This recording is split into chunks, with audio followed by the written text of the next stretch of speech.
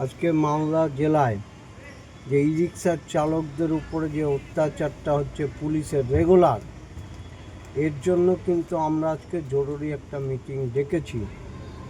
আমি আশা করব আমাদের গ্রুপের যারা আছেন তারা সকলেই আসবেন, আর যদি না আসেন এই মিটিংয়ে তাহলে আজকের দিনের পর আমরা কিন্তু আর টোটোর ব্যাপার নিয়ে আমরা এই আন্দোলনে যাব না। কেন, আমাদেরও সময়ের দাম আছে।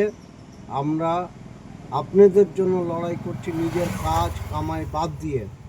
অথচ দেখা যাচ্ছে যদি আপনারা মনে করেন যে আমরাই খালি কামাই করব, ইনকাম করব, তাহলে আমাদের এই ফালতু টোটো চালকদের জন্য লড়াই করে লাভ নেই।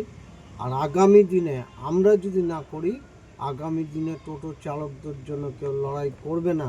তাই অনুরোধ করব, আপনারা যারা যারা আছেন যত সম্ভব, যত তাড়াতাড়ি সম্ভব আপনারা আসুন। যে কজন আসবেন তাদেরকে নিয়ে বসে একটা আলোচনা আছে। সামনে কয়েকদিনের মধ্যে আমরা ট্রাফিক ওসির কাছে ডেপুটেশন দেবো, সেই জন্য অনুরোধ করছি ইমিডিয়েট আসো, না হলে কিন্তু আমরা আগামী দিনে আমাদেরকে পাবে না। তাহলে এই সমস্যার সমাধান রেগুলার হতে হবে।